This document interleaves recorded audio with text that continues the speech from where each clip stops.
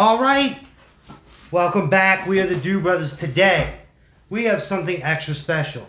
It's Easter time. Easter. The year is 2020. Easter. We are the Do Brothers, Max and ChuBs. We're bringing something different here. This is a movie and a book and so on from our childhood. It is called Watership Down. This actually traumatized me. Now, this started as a novel by Richard Adams. It was first turned into a theatrical film in 1978 with such stars as John Hurt from Aliens, the man who had a chest burster come out. Oh, wow. That did the main voice. Now, no kidding. It's a beautiful day. All is calm and peaceful in the meadow. Or is it? If you look closely, very closely, you'll discover a whole new world with a world of difference, full of exciting adventure and desperate conflict. We've got to go away from the Warren. All of us. Go away? Yes, before it's too late. Is there something wrong? What's he on about? They're coming. A world of ruthless tyranny and brave rebellion. I'll settle with you myself, bigwig. Come on and try, you crack-brained slave driver. A world of incredible courage and mortal fear. A terrible thing is coming. What do you mean? the strange part is this starts off with an actual description of a god, I think it's Thoth, making the rabbits. And it's the story you would read in the Bible about man. Like, he made the rabbits to do this. And this is a lot of distinction about, like, not really hidden meanings, but, like, as far as, like, how it, you know, how it relates to man's turmoils. We'll say. It's literally an adventure where they could be men. They could have made this about men, but it's about rabbits. Now, you have a group of rabbits led by Bigwig, who has a toupee on his head. Yes. We don't judge. We don't judge here. And they call their homes warrens. Now, we're in the United States. I think this is an English term. Yes. Where the group lives in there. And a development company comes in. There's signs in the movie where they show development coming by. So you have the humans coming in. The warren they're living in, they have to move. This... I'm going to say movie, even though it comes from a novel, but the movie and the novel focus on their adventure moving from where they're at. Yep. They run into another group. It's a beautiful, like, the imagery is awesome where, like, they come to the top of a mountain, they see the field. It's covered with blood. A world which bears a very curious resemblance to our own so-called human world in many ways. You're all under arrest. Under arrest? What do you mean? What for? Spreading dissension, inciting to mutiny. Watership Down, the best-selling novel, which has been magically transformed into the most unusual and provocative film you're ever likely to see. What are you doing out there? I've come to let you out. Will you come with us? We're all right here. Yes. There he goes.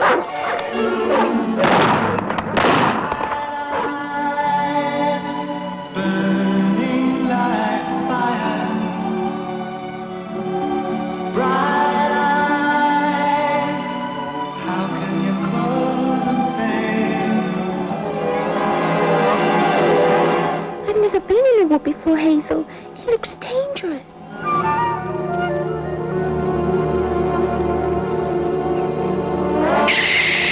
Violet's gone. Where are we going? We must go on until we reach the hills. I don't believe you know where you're going. Now listen to me, you bunch of mole-snouted muckraking.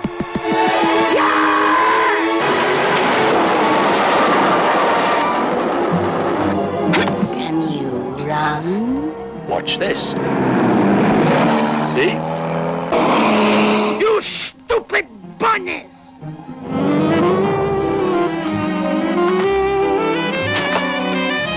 Perfect landing. Run for your lives!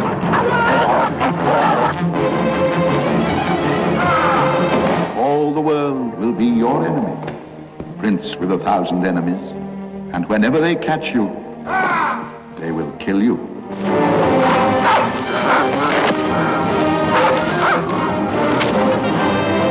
Let them go.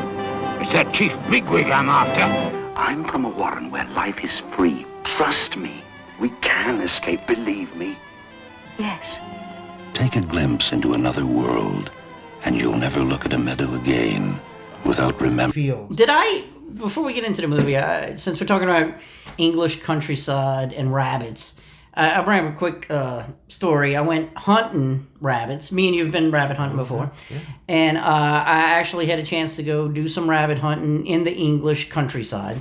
And I was invited by our English friend, Jack Mack. So I went, and, it was exciting. And it wasn't an average hunt, because usually when me and you go hunting, we kind of wear hunting clothes, dirty clothes. But when they go hunting, they actually wear like nice clothes. Like, I'd wear this to church. Like, they wear nice pants and like fancy, Yeah.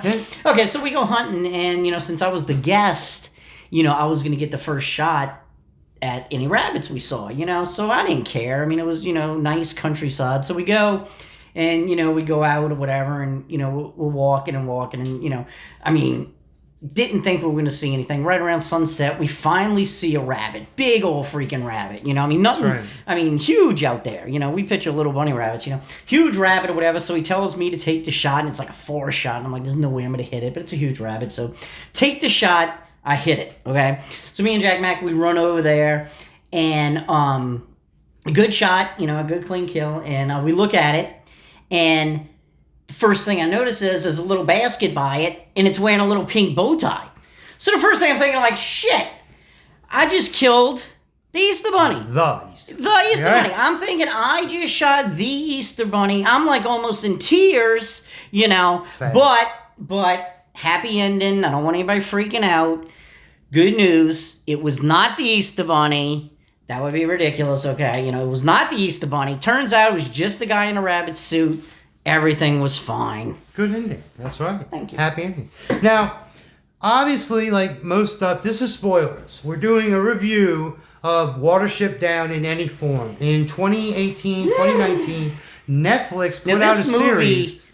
Me shooting a guy in a rabbit suit is, Mary Poppins compared to this movie. Yes, this came out, and because it was a cartoon in this 1978 movie form, many parents let their children watch it, as we got to watch it.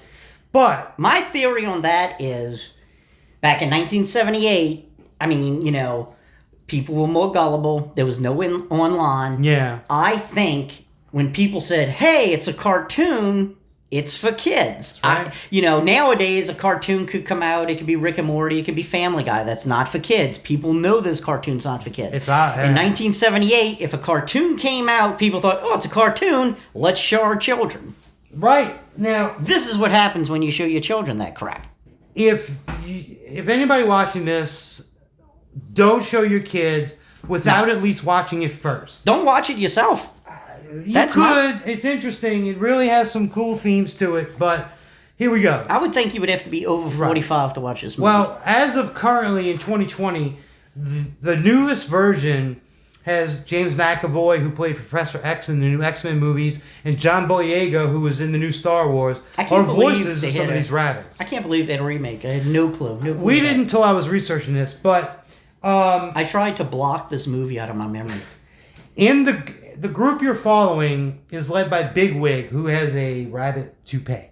There's a lot of different names which switch. They switch some genders, but you have Honey and stuff like that. Anyway, the group needs to move on. They take their chances and they move on. Then they come across the fact that the group we're following is mostly males. And they come across a farm, and they go see that there's a group of doe female bunnies. Wow. And they try and break them out. The hunters come out and shoot one of them.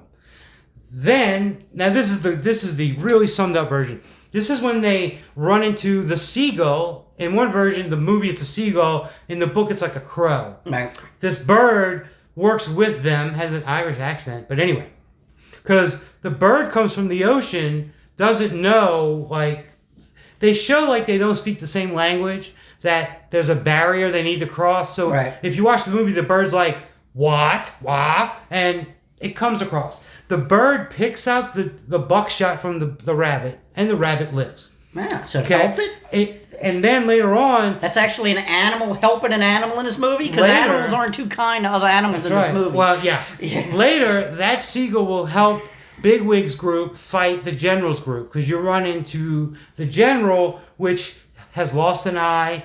His group has its own warren, but he controls it with an iron fist. It's kind of a fascism play, literally. Yeah. Where if you can't leave. You got to listen to us. We stand guard. We do this. People compared it to Nazism. It is. Shit, you know? We scratch you with the mark so you know you're with us. We'll beat you up and kill you.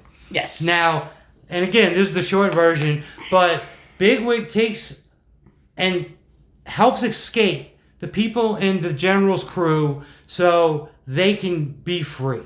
They use the bird as a distraction because they don't know he's working with him. In the movie, the point is that they get in a boat, they untie the boat, and get to the Watership, which is the name of the area they're going to. The book, I believe, is still a boat. We have not seen... Great Frith made the world.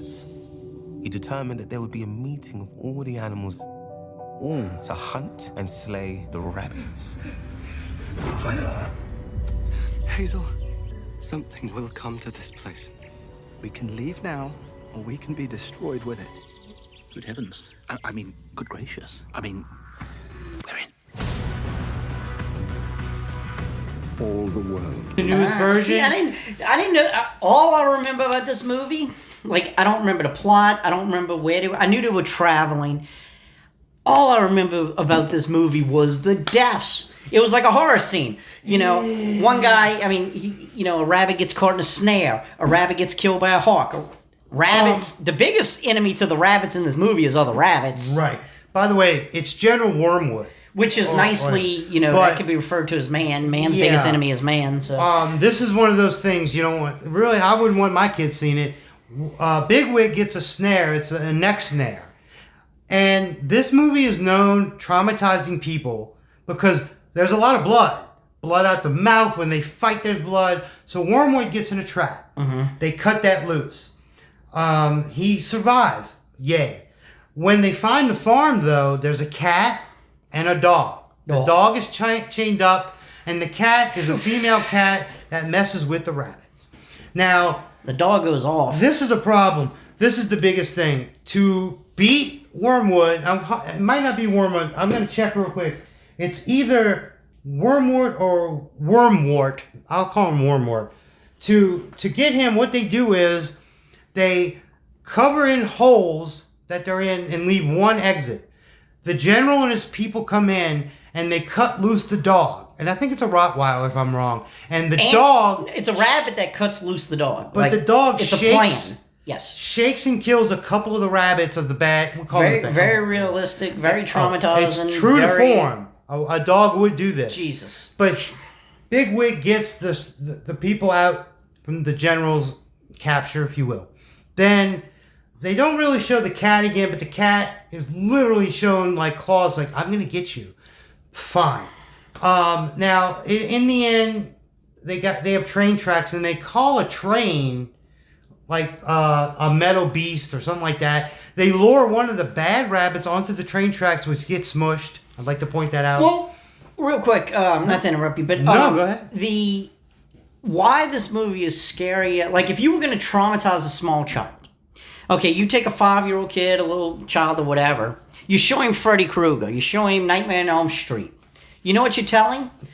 It's a movie. Freddy Krueger doesn't exist. He's a make-believe guy in a mask. Michael Myers, that can't happen. You don't... Right. This movie, a dog will grab a rabbit and shake it to death. A rabbit will get hit by a train. People use snares to catch rabbits.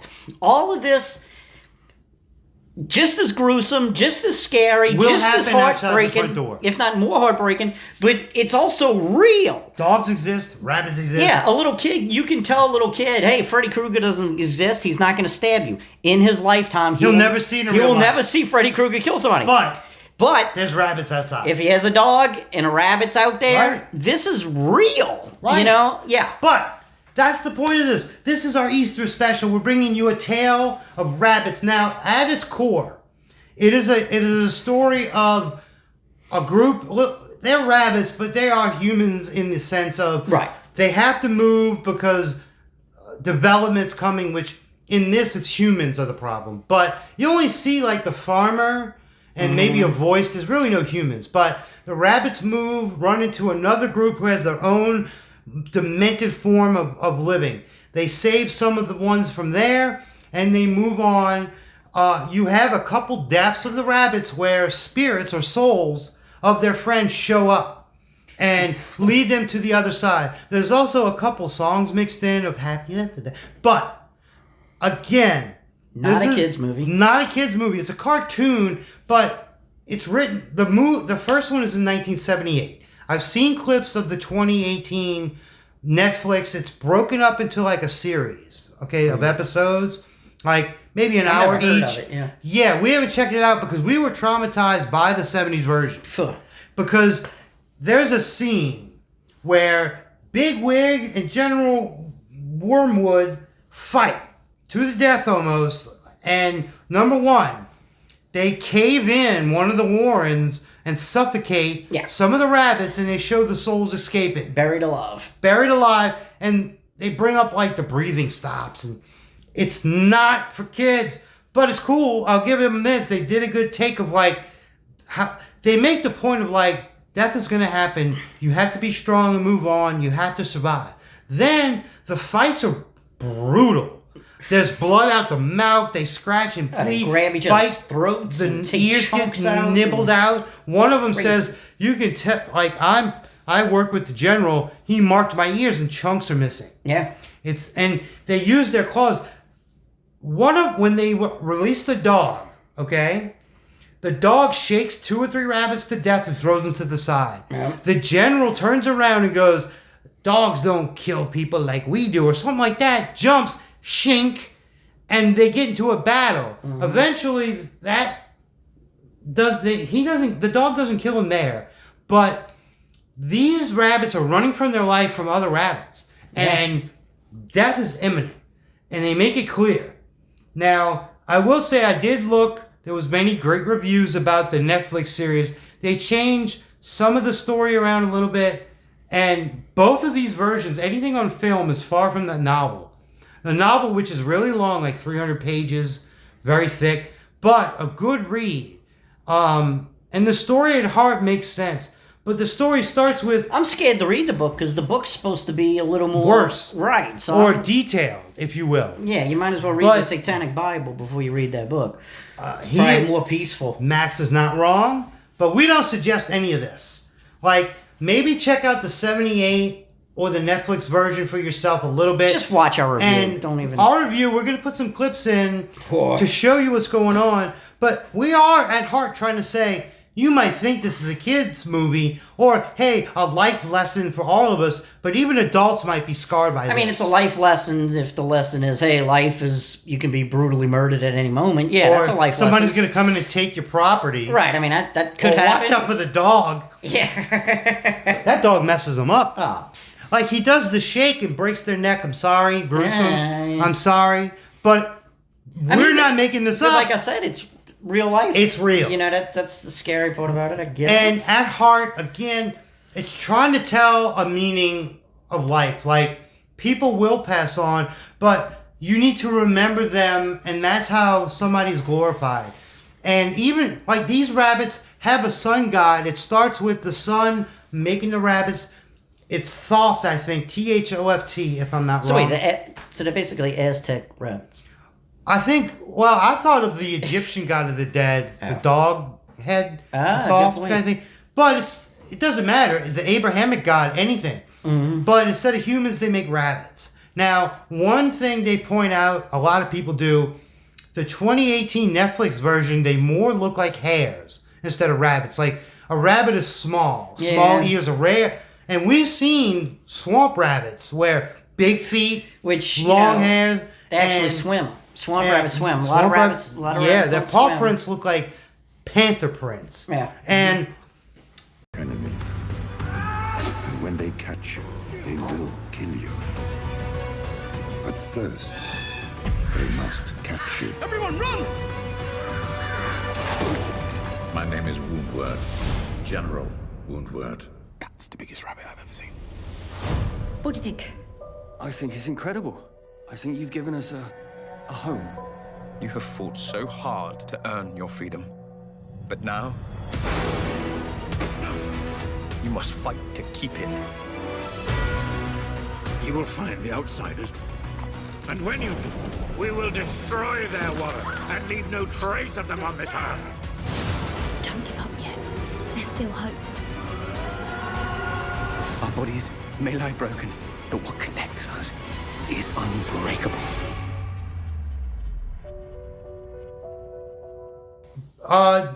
Another quick story. He told the story of Jack Mack, which was awesome. I happened to go with Rad Boy. Remember Rad Boy? Yeah, he's friends with Jack. We were in at night, headlamps looking, and I came across a big rabbit. In the end, spoilers, we made a nice stew. It didn't go to waste. But we got rained on. And the rain didn't stop until we peacefully put this rabbit, and it was big, to rest. But Rad Boy made a nice stew, so you never know. So maybe Thoth is real and saw us. You never know. Shout out to Jad Mack and Rad Boy. Yeah. So. Very Eastery. Yeah. You know, I mean, if you want to freak your friends out, say, hey, it's Easter. I got a nice Easter movie to watch. Put this in. It's about rabbits. It's about rabbits. And put that in and freak them out. Rabbits. Well, Easter, I mean, you do anything Eastery as a kid, or? Dying eggs. Of course. That's kind of cool. To this day, like, I with my kids, we get, like, a nice basket with the fake grass. Yeah. Dye some eggs, put them in, put a little candy, not too much. Maybe 1 or 2 toys. But I also do tell them what Easter's about. And for everybody, Easter in its core comes from 2 things. Like the solstice, you know, where winter turns into spring, as we are getting, it's warm where we are. But also the religious aspect of Good Friday to Easter Sunday, you get the 3-day resurrection story. But, so, yeah, we celebrate a little bit. I remember as a kid at my house, you know, obviously, you know, we get the basket and all that, but we would always have an Easter egg hunt. Yeah. And I never actually found an egg. No? Well, no, because, you know, my dad was like, you know, one of those guys that, you know, nowadays is like, oh, everybody gets a trophy and all this. You know, my dad, he's like, you know, if I'm going to hide eggs, I'm going to hide them. Like, he would go up in the attic and put them under the insulation. He'd put them in the trunk of his car and lock it. So you never found any? Never found an egg in my life. No. But I tried. You know, one weird thing, when I was a kid, and I did find an Easter egg, there was candy in it. Yes. Later on, like, I'd go bring one of my kids to somebody else's Easter egg hunt, there would be money in it. They put coins in the eggs. That was weird. I remember you know, like I said, you know, I never found any Easter eggs at my house, but one time we had a school field trip. Yeah. And we went to this little petting zoo thing. It was at some little farm where you could pet the goats and chickens or whatever, you know. And I mean, I was always like, who wants to touch a goat? Right. You know, I mean, we spent thousands of years to move to the city because we didn't want to touch goats. But okay, so we go there and it's an Easter egg hunt or whatever.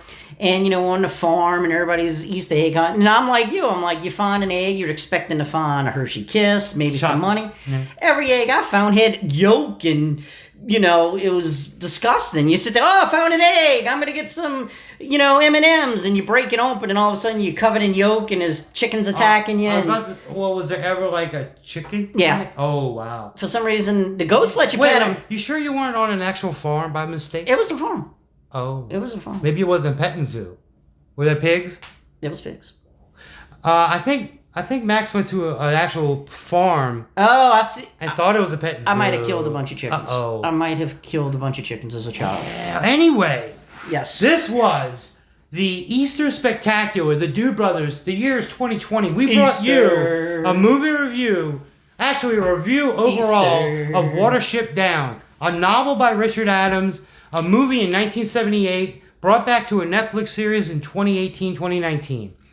It is not for the faint of heart. Nope. It is gruesome. Please do not, because it's a cartoon, and it's CG, by the way, in the Netflix series. But don't let your kids watch it. At least You watch it first. They should do a law of action. Just take a rabbit, throw it in a room with a dog, and there's your law of action. Yeah, but you got like these like Eddie Murphy, Dr. Dolittle movies where they show bears talking. Yeah. No, I'm saying law of action. Just no CGI. Just take a dog and a rabbit, put them in a room. I would like to see that. Right. But go ahead and put your Easter stories, your memories in the description. Tell us, or in the comments, tell us if you've seen this movie. Tell us if you go and see it, what you think. Come back and tell us. Easter bitches. And as always, stay tuned as the Dude Brothers, Max and Chubbs, bring you entertainment throughout space and time. What time is it? Who is that? Anyway, come back for more. We're the Dude Brothers. Over and out. Take your chances with the law. Justice is only a roll of the dice.